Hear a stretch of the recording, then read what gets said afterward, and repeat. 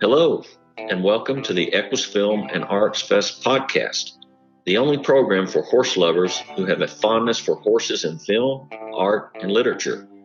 Each week, we will have interesting conversations with equestrian filmmakers, artists, and authors from around the world, discussing the nature and challenges, as well as the triumphs of creating their work. Ready to talk horses and film and the arts? Here's your host, Julianne Neal, along with Lisa Dearson, Festival founder and director. Welcome to the EQUUS Film and Arts Fest podcast. I'm your host, Julianne Neal, and we're here today with the founder and director, Lisa Dearson. Hey, Lisa, how you doing? I'm good, Julianne. Good morning. How are you? Well, Art of the Cowgirl just happened, and so our guest today, special guest today, is going to be Carly Kade, talking about all of the experiences that happened out there. So tell us a little bit about, I had never even heard, I'm ashamed to say it, never heard of Art of the Cowgirl. What is it, and how'd you get involved with them? Well, Art of the Cowgirl is basically just a couple of years old. I think this was their second event. But I talked to them a little bit last year, and then we talked a little bit more this past year. They're a celebration of cowgirls and their horses and art and saddle making and bridle making and hat making and silversmithing. And one of our new women coming into the festival, her daughter makes side saddles, and she was there. It's just a celebration of all things cowgirls and horses. So they had it out in at the Corona Ranch and Rodeo Grounds in Phoenix, Arizona, in January, and our Carly Kade went there, and she represented the EQUUS Film Festival and ran our what we call our short loop, which is what we have available for our host of screenings. We have a really nice collection of short films all looped together to get our short filmmakers out there. But this short loop happened to be really cowgirl themed and Western horse themed, and it was a beautiful loop, and they gave Carly a wonderful location with a giant screen TV, and everybody came up and was talking to her about the festival and purchasing her books because she sold out of her books there. Wow. And it being in her hometown, she went home and got the rest of the books she had at home, and she even sold all those out. Oh, God. So Art of the Cowgirl is an event to be keeping your eye on because it's up and coming. Next year we'll be there fully with full feature films. So it's a fun event. They have rodeo, they have a concert. So sounds great. We'll have Bernice's movie next year. Will be their big highlight film. Wow, and that'll be the perfect place for that one for sure. Mm-hmm. Yeah. Well, good. Well, I look forward to speaking with Carly. So let's flip on over to that and see what she has to say.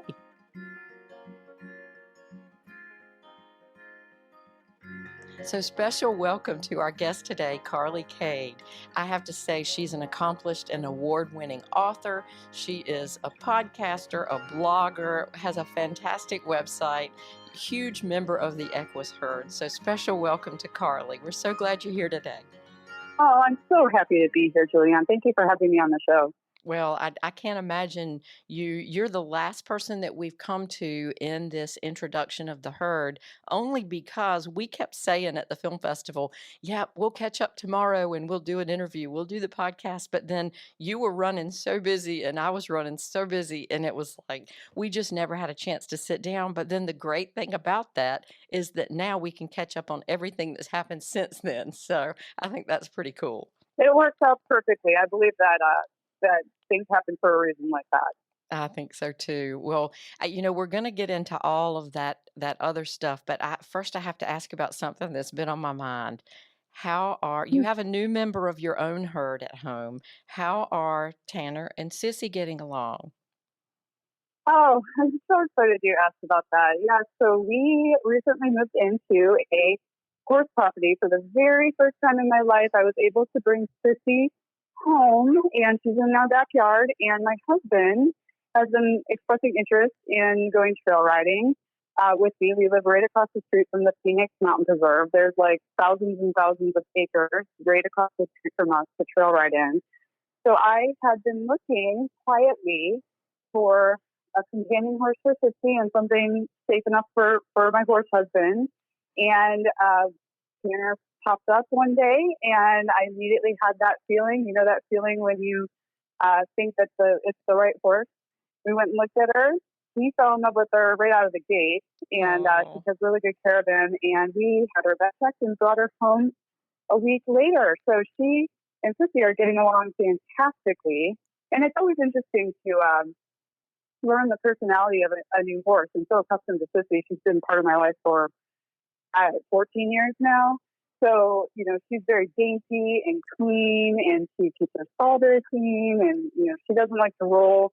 Tanner, on the other hand, is a little bit more of a pygmy, and this horse likes to lay down more than any horse I've ever seen in my life. At first, it was giving me a heart attack because I thought she was perhaps colicking or sick. But no, she just loves to lay flat out on her side and sun herself in the pasture. So it's been fun getting to know her personality quirks too. Wow. Well, ever since I saw your website the first time and then saw, the book jackets and things like that. You always have great pictures of you and Sissy. And I just thought this is the most elegant horse I've ever seen. And so I was really excited when you were talking about having your own horse property for the first time and doing that horse keeping of your own. I remember as when I was in my 30s, I had been boarding all my life and then finally had my own place and kept my own horses. And it's really special, isn't it? Yes, so it's been a dream of mine since I was a little cowgirl to have a horse at home, and it's finally come true. So dreams do come true. You just got to keep believing in them, and Tanner's a perfect addition. I happen to be a fan of horses of color. So Sissy is a pink. If you follow me on my social media channels, you'll know that. And Tanner is a buckskin quarter horse. So she's so pretty and long and lean, and just such a great pony. Really good disposition. She kind of lets Sissy be the boss. Sissy is definitely the alpha mare, the boss mare, and she lets her have her way. So it's a great little pairing. Well, it's funny too. I noticed on your YouTube channel over the summer. I'm in South Carolina and you're in Arizona, and so I kind of don't even really have that concept of how horse keeping is in other parts of the world until I see something like you posted, and it was something about keeping her cool. And you had done this great video on Gatorade and making ice cubes for her and putting them in her stall or whatever. And I just thought, that's something to think about, the way we do things depending on our weather, depending on, climate and wherever we are. Horse keeping at home is just something that's very special. So, yeah, you do That's a great right. job. And I'm originally from Michigan, from the Midwest. So moving to Arizona was a bit of a, horse keeping culture shock because, I'm accustomed to big green pastures and box stalls and a lot of land. And when I got here, I realized there's, a lot of neighborhoods that are zoned to have horses. So we have just a little over a half an acre, and we have, a big riding arena, and then we have stalls across the back. But the interesting thing about Arizona is all the stalls are open air, meaning they're like pipe fencing because it's so hot here. They need the airflow. So they have, they're covered, but it's all pipe fencing. And when I got out here, I was like, where are the box stalls? This isn't going to work, but that's just kind of how it is. And then, I have garbage cans that I wheel out to the curb that pick up the manure every week for me. So it's like a completely different way of living with horses. And then, as you mentioned on my YouTube channel, I have that video, how to make horse popsicles. So in the summer, when it gets to be like 110 degrees, I make horse popsicles for the ponies from Gatorade and carrots and apples. I slice them up and put them inside, and then I take them out to, give them a little extra electrolyte. So I learned that little trick out here too. I love it. I mean, that's really cool. And, speaking your YouTube channel, you have the YouTube channel, you have a wonderful website, Carly Kade Creative. You have a blog, a podcast, all of your media and your marketing and everything is so polished. And so I'm sure that must come from, you have a corporate marketing background. Can you tell us a little bit about that? Oh, of course. So I really truly believe that the universe kind of provides you with what you need in order to step into creating your dream life. And so I was very fortunate, and I didn't know at the time when I was in my corporate life that it was setting me up to be able to brand and market and promote myself as an author of books. So I originally, I'll keep this long story short, but I originally, out of college, was a artist development representative for Universal Music and also Sony Music, and I lived in New York City for the first part of my career in my young life. And there I learned product positioning, sale pricing, cover design, marketing events, working with all these rock stars essentially. So that really opened the door into the marketing world for me. And music can mimics like the book world. You need to have a good cover, you need to get your pricing right, and know all those things. So that set me up for success. And then I started working at a startup as a director of public relations for an electric vehicle company. When my husband and I moved to Houston, I reinvented myself, started my career again. So in that role, I learned what it was like to work for a small, fast-paced business and take a lot of responsibility on my own to help the company move forward. And I was in a public relations role. So I learned the art of the press release. That's when I really started embracing brand building with social media and all of that aspect of the marketing side. And then, within the same company, I moved on to the parent company and I worked in the human resources department, and I was manager of strategic talent, where I worked with employer brand on how to best attract and then retain employees inside of a company. Mm-hmm. So then I only brought in my marketing skills, because in that role I was doing a lot of content creation, blog posts, videos for employees around events, or just Q&As with different executives. So every single corporate role I had prepared me for my life as an author and gave me the tools I needed to brand myself. And I think I've done that fairly well. Yeah, I mean, even like I look at the logos and things, and I'm sure you came up with those, but with the girl and the horse facing each other, and it becomes a heart. So I mean, it's the colors that you use and all of that. It's just phenomenal, and like I said, polished. Oh. So I just love what you've come up with. Oh, thank you so much. I very much like my logo. I actually worked with a designer, and I created a creative brief when I reached out to the designer, and I said, this must be a logo that a woman who loves horses would immediately be attracted to. And so we went through a couple different renditions of what the logo could look like. And then when I saw the one that he had created with the woman and the heart facing each other inside of the name Carly Kade Creative, I just immediately knew that was the one. Yes. So thank you. And again, I wanted it to resonate with women who are equestrians, and even if they're not equestrians, who just love horses. Right. Well, I think, like you said, all of your experiences have brought you to the point where it's all helping you as an author, but it's also probably helped you with the creation of your characters and the trilogy. I guess we'll talk about the trilogy and a possibility of book 4. But it's like you have this mix of your horse show training and the horse training itself, actually, and then your horse show experience, and then the romance side of it. So that let's talk a little bit about your characters and about the book series In the Reins. So you started out with the first one. Did you know in the beginning what was going to happen all the way at the end of book 3, or did you kind of take each book a little at a time? Can you tell us about In the Reins first? Yeah,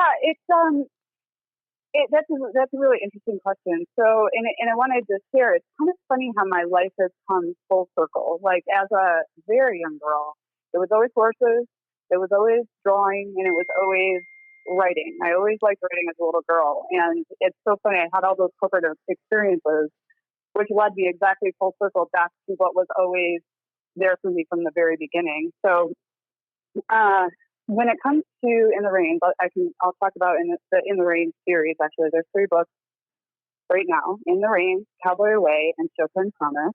And Julianne, you'll be excited about this. I am more than halfway through the fourth book in the series, which kind of follows our bull riding character, JD McCall. So you'll have another book coming soon. But essentially, the trilogy is a story of mystery, suspense, and romance. Enter handsome horse trainer as a woman rediscovers herself and through her roots in horse ownership. So she's been out of the horse game for a while, and she comes back to horse ownership after living away from the country for a long time. So she has a few Bridget Jones moments as she's learning her way around horses and all the things that have changed in the industry since she's been away. So it's so the story, you asked me if I knew what was going to happen. So I never really actually intended on ever being an author or writing a book. It just, the muse showed up one day, and I always thought myself more of a poet. So I would always have a journal in my purse, and I would write down like horse training sessions, and I would write down ideas and little poems as they came to me. And then one day, the lead horse trainer character, handsome, mysterious Lieutenant Kelly, came to me in the form of a poem. And that poem ended up being the intro to the In the Reins book. And then a couple days later, like the characters just popped in my mind. I don't know where it came from. And then a couple days later, you're not going to believe this, I wrote the entire end of that book. Oh my gosh. And I sat there with it, and I'm like, okay, what am I going to do with this? I kind of just wrote the end of a book. So I ended up going back to the beginning with that poem, and then I just kind of wrote chapter by chapter by chapter to get to the end of the book that I had written. So I'm what they call a pantser. I kind of lay by the seat of my pants. I don't structure the flow of my novels. I just kind of let the characters lead, because honestly, when I'm writing, it's the coolest experience because I don't even feel like I'm there. I feel like it's the characters doing what they want to do, using me as the way to get on the page. Does that make sense? Mm-hmm. Yeah. Well, Yeah. and the voice So, with Devin, for example, it just jumps out at me that I can feel like I know this girl, and her insecurities come out, and she's not overly, um, I don't know. She you feel her making these decisions. You feel the inner struggle as she's going through the relationships that she has with horses and people, and so that totally makes sense. and I love getting that kind of feedback. It makes me so happy to hear that you have that experience, because that's exactly how I wanted Devin to occur. She is not perfect. She's like the best and worst and the most messy parts of all women, as she's learning her way to find herself. Like, she has a journey of growth through the entire series. So the Devin that you get to at the end of Chopin Promise is not the first version of Devin that you meet in the Reins. Like, you follow her as she becomes more grounded, more powerful, more assured of herself. Does that make sense? Definitely. And I mean, even I don't want to give too much of the stories away, but even that struggle of if you had more than one horse in your life, when the second one comes along, you're trying to be true to the first, and I mean, it's the relationships with the horses as much as it is with the people.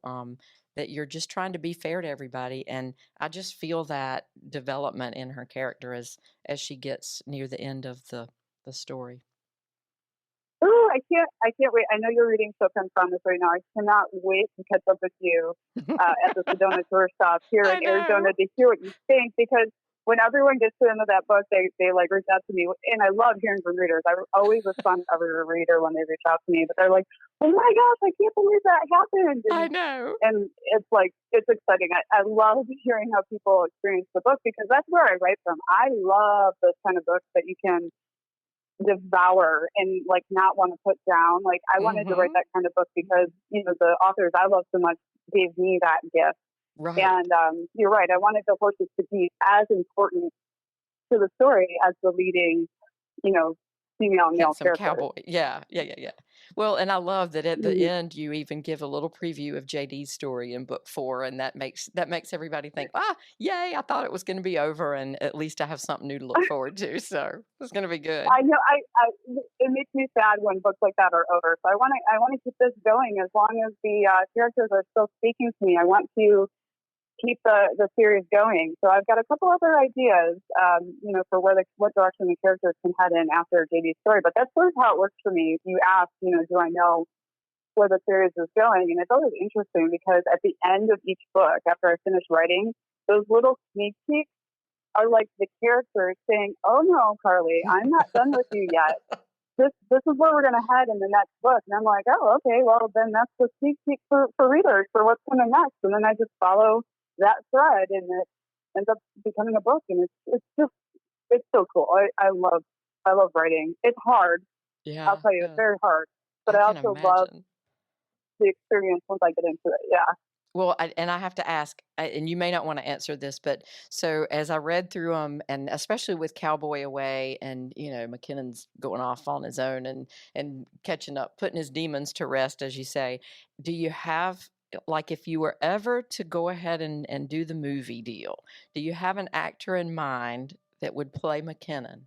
Ooh, that is such a good That's question. not fair to Okay, so the ask, is it? ultimate well, the ultimate dream for me absolutely would be to see these books become a series or a movie because I am absolutely in the mindset that we need a new movie with horses in it for adults. It's because there's so much, YA. I think the last movie that had, it was for adults that featured horses was like The Horse Whisperer with Robert Redford, and Mm-hmm. that was back in the Years 90s, ago. I think. Scarlett Sure. Johansson was just a little girl.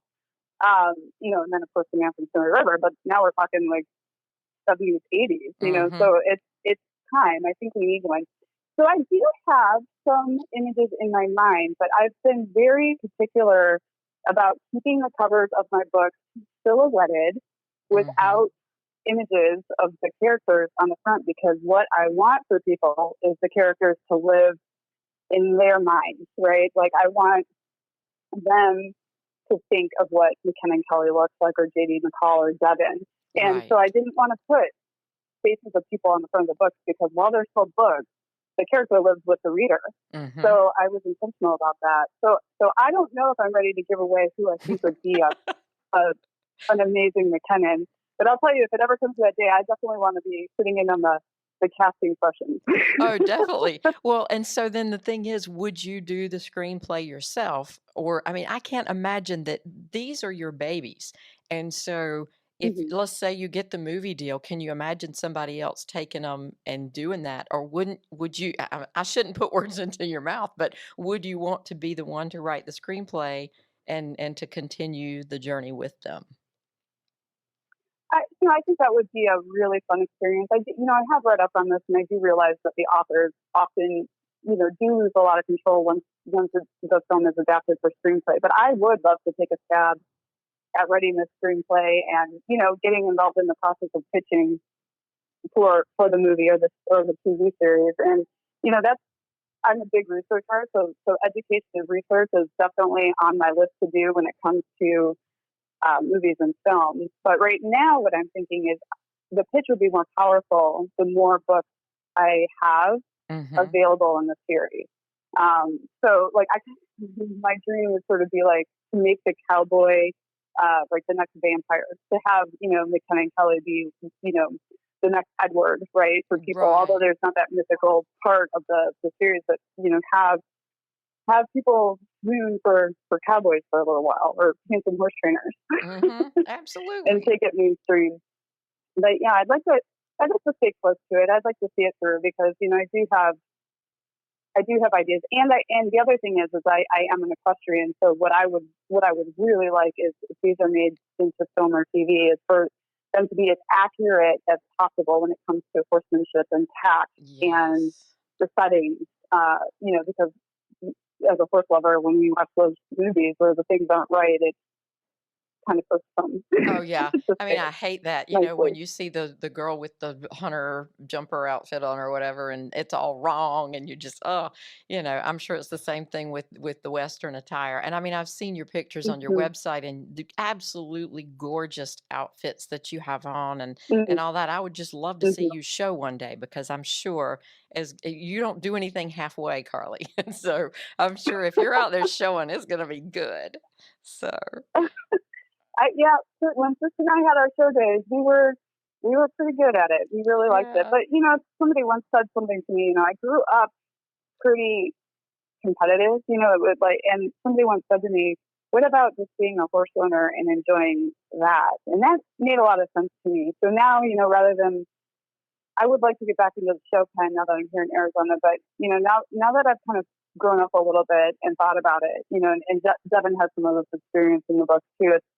It's the quiet grooming sessions. It's the mind the way you connect with your horse, and the easy trail rides, and just enjoying things a little more is now what kind of brings me peace. And that is so true. The smell. I mean, everybody always talks about the smell of the horse, and that's just it brings you home. It really does. Really does. Yeah, I mean, I would. It's like meditative to me. I was without a horse for a while when I was living in Manhattan, and I'll tell you, I reflect on some of the journals I kept from those days, and literally, Julianne, on every page, I will have a horse again, picture of a horse. I will have a horse again, drawing of a horse. So Yes. it was definitely something that I missed. Like a piece of me was gone when I was living in New York City and I was horseless. Mm. Well, and it sounds to me like your husband is very supportive of your horse habit because, I mean, if he's been through all of this with you all the way, and now he even has Tanner himself, he's pretty much a part of the horse team with you, right? He is. It's like I told him the horse is part of the package. When we met each other in Michigan, I had been promoted back to Michigan after I lived in New York City for the same company, and the first thing I did was get a horse again. I found Sissy, and when we met, and there was this job opportunity in Texas, I said, "I'm not leaving my horse again." And so the horse comes with us. So he was like, "No problem." So we took our first I'd never taken her in a trailer further than like an hour away to a horse show.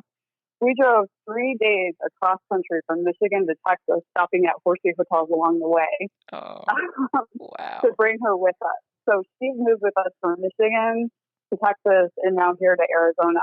And that just added to my horse knowledge, traveling across the country with the horse. But he was always supportive of bringing her along, like she's part of the family.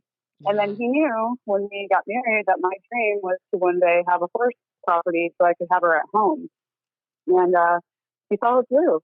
So I am a very, very, very lucky cowgirl. Very lucky cowgirl. And that makes your spurs jingle, as you would say, right? Sure does.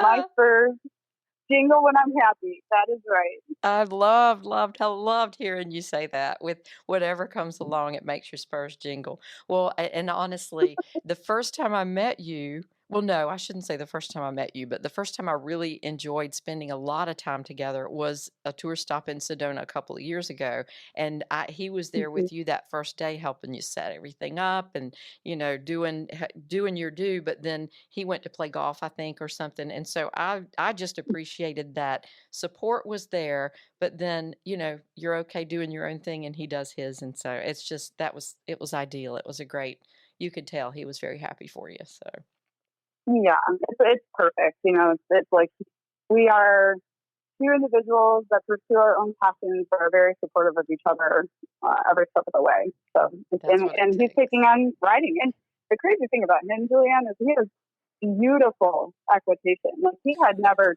touched a horse until he met me. And then, I gradually started teaching him how to ride Sissy. And immediately I was like, "You've never ridden before?" He's like, "No." Excellent equitation. Actually, I probably shouldn't give this away, but my husband makes an appearance in the book trailers that I've made for in the Rain series. So Oh, Sissy and my husband, it's nice to use them as tools and actors. So I use them when I film my book trailers. So it works out really well that That he has is good so cool. acquisition. Very cool. Well, speaking of meeting him and you being in Sedona and everything, that leads us to a little talk about EQUUS.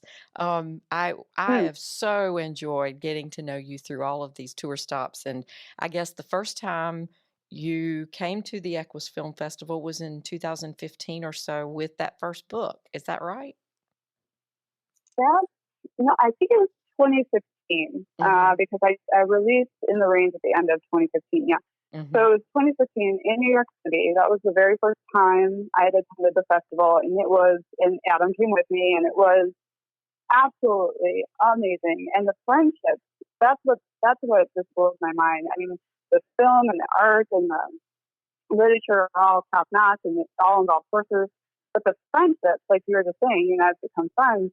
I have relationships that from the EQUUS Film Festival that, from people I met, that just continue on to this day. So the friendship and the community that is created around attending the tour stops and the festival itself is just phenomenal.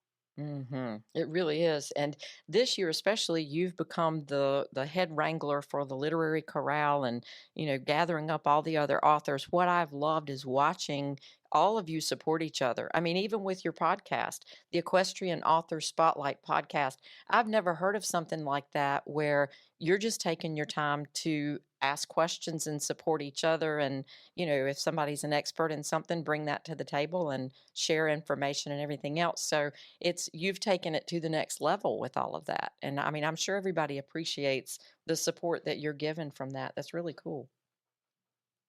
Oh, thank you for saying that. That's my sort of where I stand. I think authors, particularly equine authors, are stronger when we work together. We're not each other's competition. We actually lift each other up because of course, we love writing about them, and C, our audiences are so shareable. Like anybody who likes my book might like someone else's book, might like somebody else's book. But when I was a new author, I wished that there was a community of authors that I could reach out to and learn from, because there's so much to learn. So that's why I created the Equestrian Author Spotlight podcast. I wanted it to be a resource for, current authors to learn marketing tips and, what else other people are doing that is working, but then also for aspiring authors or just people who love horse books to learn more about their favorite authors or know that it's possible to achieve the dream of writing a book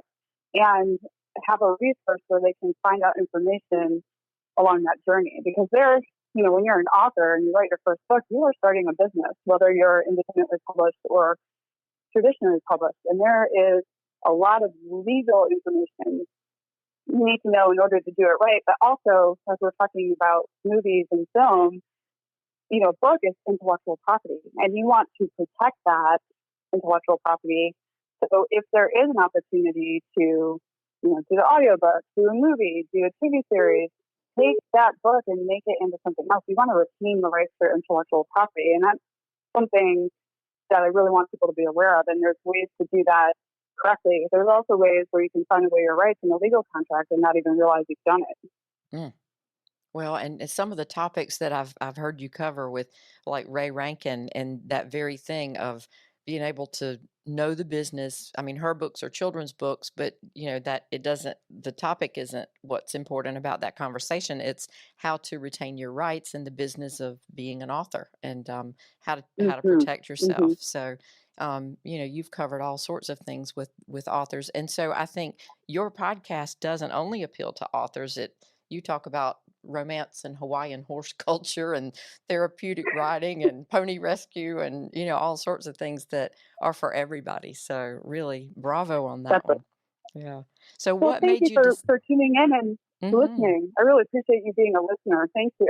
It's nice to Sure, know that people are out there listening. definitely. Well, and what made you decide to self-publish from the beginning? Did you ever have the thought of going out and looking for a company, or did you just always know that you would self-publish? Well, again, going back to my corporate background, I was very fortunate to have worked in the music industry. So I understood some of the strife that artists went through. And, I associate independent publishing with like the indie author or the indie artist movement or indie film or, any of that. And I chose being an independently published intentionally. I did my research. I mean, that's the most important thing, is to educate yourself. I did my research. I weighed the pros and cons of going with a traditional publisher or independently publishing myself. And I'll tell you, independent publishing has come a long way. I mean, the whole concept of independent publishing has changed, and it's put so much power back into the hands of the author. And I knew that I wanted to independently publish, because I have the background and the knowledge and I know how to market and promote myself. But I also wanted a say in what the cover design looked like. I wanted to retain my intellectual property, and I had done the research and understood that when you do sign with a traditional publisher, often you sign away those rights because you don't have legal counsel looking at your contract, and you lose rights to the audiobooks, or you lose rights to film, or you lose rights to internationally distribute your book.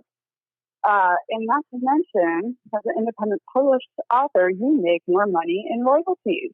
Mm. So I did my research, and it was an intentional decision, and I like it because I have, I'm driving the boat. I have full control over, everything that happens with my books and my brand. And so I also like how you kind of consolidate everything on your website, and there's a place to buy the books, there's a place to see the podcast or listen to the podcast, there's a place to see the blog. And so you really, like I said before, it's so polished. It's obvious that you have that experience and that background in it. So it really comes through. Well, thank you so much. It's nice to hear that it resonates and it's easy to understand. And that was my intention, is to be polished and professional and positive and, make things easy for people, but also provide a lot of information for people who may want to do this too. Yeah, yeah. Well, and that makes you the perfect head wrangler for all things EQUUS Film and Arts Fest as far as the books too. And so you're just coming off of a tour stop, and that's what I'm really excited to hear about with Art of the Cowgirl. So I was telling Lisa earlier, I had never heard of this event before. And so when she started talking about it and said that you were going to take some films and have some books and all that, I was really excited to hear how it would go. So tell us a little bit about the event and what all you did. Yeah, so it was really fortunate because it happened in my backyard. So it's called the Art of the Cowgirl, and it's all women and creations and equestrian things that they do, and it's they have master art demonstrations, they have horsemanship demonstrations, there's a trade show, there's a live art auction. There's an elite ranch horse sale at this event. There's a women's ranch rodeo. There's concerts. And basically, it's a showcase of the world's greatest horse women. So I was there with Lisa sent me a drive, and I was screening film shorts and documentaries and trailers, all kind of in the Western vein. It's a very Western event, and it was perfect for me. I was there screening the films and talking to people about the EQUUS Film Festival and all the tour stuff we have across the country, and then of course the big event at the end of the year at the Kentucky Horse Park. But I was also able to set up a book with my EQUUS Film Festival award-winning books. So I was there talking to people about my books, and it is in its second year. This is the second year it was here in Phoenix, and the event has grown exponentially. I was there last year with an American Horse Publications for an American Horse Publications gathering. I'm a member of that organization. And the weather was not very cooperative. It was chilly. It was their first year here. And it was well attended. But this year, it was just exploded. It was so packed. There were so many people from the public there and so many women that were interested. Like, so many people traveled from out of town. There were people from Canada. There were people from, states all across the country coming to this event. And they actually it was so well attended that they had to find an overflow parking lot in order to have people park their cars so they could even get to the event. That's how well attended it was. And I sold out of my books. It was the best book selling event I've had ever. I sold out of all my books by the beginning of day 3. That is And if great. I had had more, I would have sold them. So it was like the perfect audience for my book and the perfect audience to talk about the EQUUS Film Festival.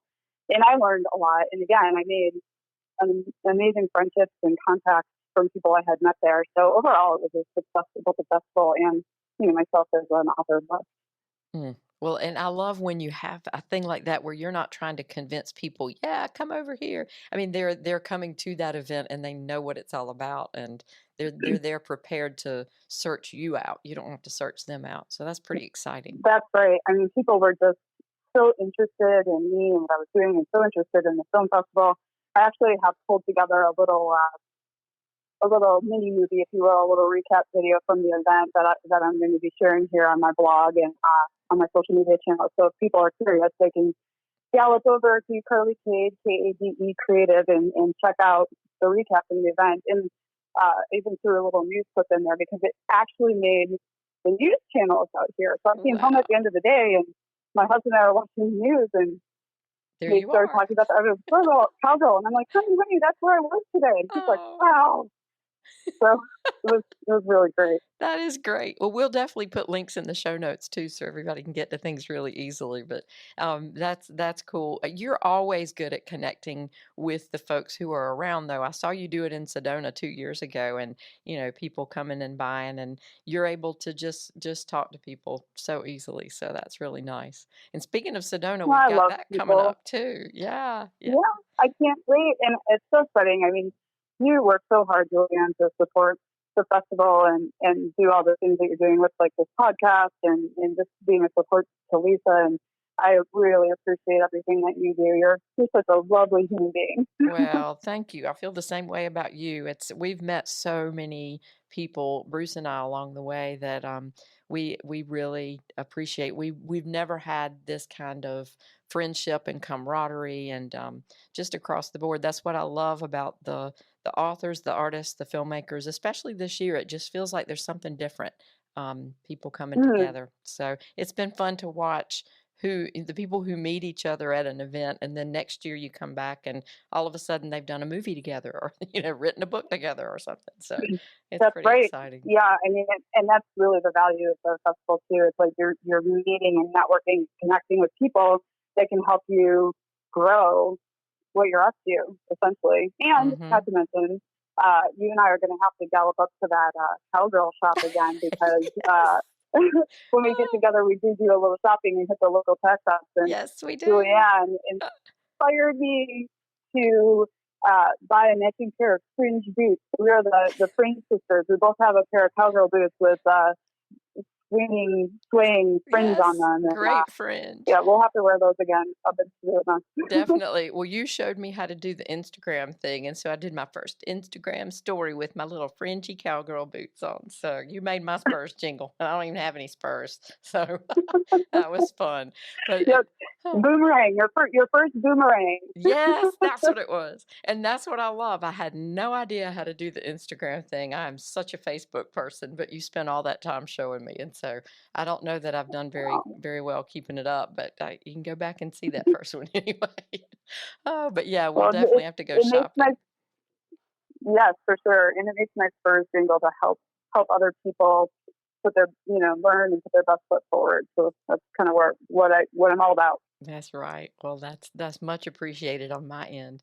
And I have to say, you Mhm. you had a magazine with you that first time that had you were on the front cover. You and Sissy were on the front cover, and I don't know if it had just come out, Uptown Magazine. And you Mhm. told me the story behind that picture, and I would love to hear it again because I could butcher it, but I really want to hear what you remember about the hot day and the magazine cover. Oh, I love that you remember this story. So this is my little words of wisdom around remaining patient and the universe always provides. Uh, so when In the Rain first came out, and it was an EQUUS Film Festival literary selection, it hadn't yet won the award. I did a little PR campaign in my local community, and I was contacted by Uptown Magazine, which is local here to Arizona, and they said, they wanted to do a little, insert about me, like a a page about me and my books and the EQUUS Film Festival.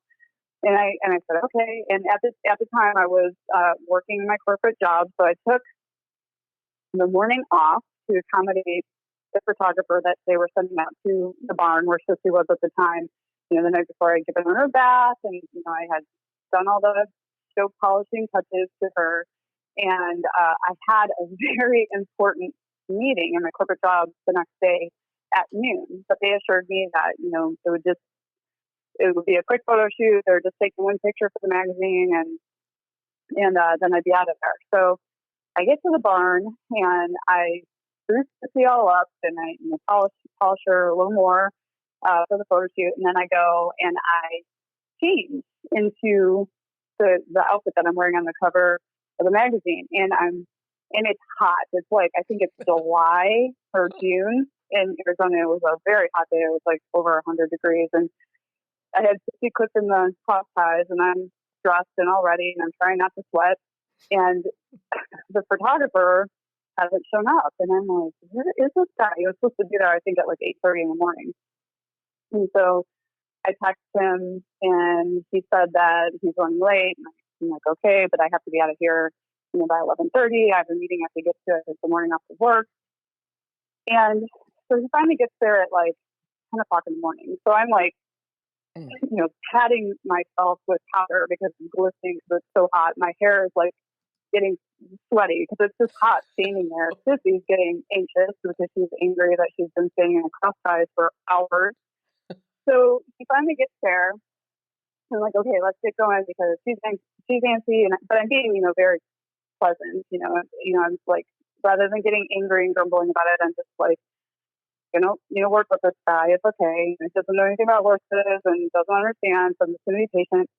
So he gets out his camera and he says, "Oh, I don't have the right camera card." I'm like, oh my gosh, you've got to be kidding me. What am I going to do?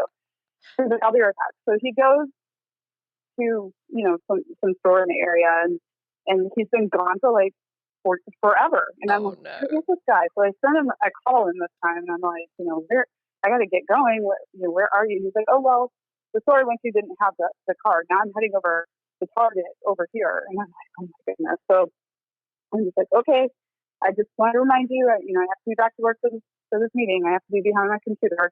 It's like, I'll be there in a minute. So anyway, I'm just pacing at this point, and I'm trying to keep Sissy calm, and I'm talking to her, and he finally gets back, and he looks at me when and I'm like trying to keep composed and just be gracious because they are going to feature me in their magazine. Yeah.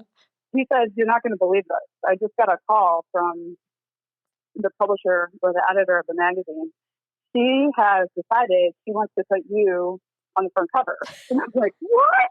I'm like, no way, this is like a dream come true. And he's like, and then I'm just thinking to myself, if he hadn't been late, if he hadn't forgotten his card, if he hadn't gone to all these stores, he would have already been in and out of the barn, taking one picture of me and then gone. Right. And then the cover wouldn't be a possibility because they're working on deadline. So we ended up doing a full-blown photo shoot all around the farm. Got some really amazing pictures. And, I was able to put this away, and I did have to speed home, and I did, have to like slide into my meeting and, kind of make amends for being a few minutes late. But being patient, being calm, not getting all worked up, not being, frustrated with him wound up giving me the cover of my very first ever magazine. Exactly. It's just And a it's crazy so experience. gorgeous. I mean, you're in this beautiful lace dress and your boots and everything. And I mean, Sissy's just looking like, this is no big deal. It's a beautiful cover. Really is. Yeah, So, it was very special, and I just feel so blessed to have had that happen. But it's like it's just a lesson in everything's kind of happening for a reason. So just kind of go with the flow, and right. that's what I learned that day. Exactly. Well, and that's what you're really good at. So I appreciate you sharing it with us today. So, Thanks for asking. what else would you like for people to know about your future plans? I know you've got a book number 4 coming out. What else do you have coming down the pike? Well, I think at this point, what is always going to be a part of my life is the creative part of me, and obviously horses. So I do believe that eventually the ranch characters will have run their course and will say, okay, Carly, we're done now. And it's time for you to go work on something else. So I already have the beginnings of, maybe standalone books or even another series that eventually will be coming out. So, and I find that I am the happiest when I'm creating, like all the branding and the marketing and the promoting and social media. That's fun. But I'm happiest when I'm actually creating something for readers that's never existed before. So I have to be conscious about continuing to create, because I find that I feel more balanced when I'm writing and when I'm spending time with the horses. And then, everything else is secondary. While I enjoy it, the most important part is putting words on the page. Yeah. So I think this will forever be a part of my life. And of course, I'll continue on this podcast. And I'll continue uniting authors and working with them and helping them grow their careers and creating a community of people, because we need more horse books. And I think horse books need a bigger spotlight on them. So that's my goal, is to continue shining the light on authors, independent authors, traditionally published authors of horse books, and building our community. That's great. Well, and I hope you do keep creating the content, but also, I mean, you do media kits and, like you said, with the podcast interviews with other authors and showing people how to do book reviews on Amazon. I mean, you're just constantly putting stuff out there. And so whether it's the content for a book or a series or content to educate all the rest of us, we just hope you keep creating. So that CarlyKadeCreative.com is a great place for people to find all that. Yes, absolutely. And I'm always available. If anybody has questions or, would like to learn a little bit more, I'm always here. And, the books are available anywhere books are sold. You can get them on my website or Amazon, Barnes & Noble, iBooks, Kobo, and they're also available. The In the Rain series is available paperback, ebook, and audiobook. And I think this year I'll, for the first time, be releasing hardcover versions of those series. Cool. Very cool. That is so neat. Yeah. I can't wait to see that. That's going to be good. Well, and I have to ask too, you do all this stuff with YouTube and you do all these other social media. What's your favorite platform? Do you find Instagram, Facebook? What do you find is the one that you kind of gravitate toward the most? I really like YouTube, actually. That is my favorite place. I may have a smaller amount of followers there because I create content for YouTube and then I can use it on my other channels. But I'm really interested in exploring film more. I feel like there might be something in there for me around film, but I like to create video. So I like to make funny videos. I like to make, event recaps from the events I've been at to show people, what I'm doing. The podcast is not just audio, it's also audio and video. So people who are like me, who are visual, can go and actually see the interview being conducted and the two of us talking, because I feel like you can connect with a person better when you can see them. Mm-hmm. So there's that visual aspect to the podcast as well. So I really like YouTube, and I create little mini movies for my books about the book trailers. So I have a lot of I always am gravitated towards what I have fun with, and I also believe that you have to spend time away from your phone. So I try to stay current, but I try not to spend too much time, going down the rabbit hole with social media either. Mm-hmm. So I don't pressure myself to post every day. I post when I feel compelled to post, because, the time I'm not spending there is time I can be spending writing my books, and creating something that creates value for me and my business is like the first priority. Does that make sense? Yeah, definitely. Definitely.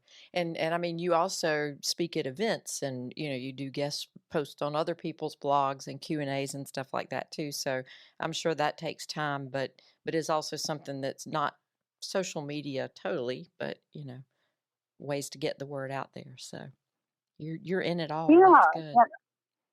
Yeah, no, social media is very valuable. Don't get me wrong; it's a cool place to connect and maintain relationships and share about what you're up to. But it's I just read this book. We're going a little off on a tangent, but it's called Digital Minimalism by Cal Newport, and it really talks about how social media is a business, right? And the companies behind it make money. And the longer you spend on social media, the more money they make. So they actually haven't created it to have like they use people's, the way their minds work, the psychology of humans, to create it like kind of like a slot machine experience where you're looking for the reward of the like or the comments, and it keeps you hooked, right? Right. So when I really read about that, and I talk about that a lot with Shelley Paulson, she's the one that turned me onto the book. In episode 2 of the Equestrian Author Spotlight, we talk about visual minimalism and deep work. And once I opened my eyes to that, I realized, oh my gosh, I'm spending a lot of time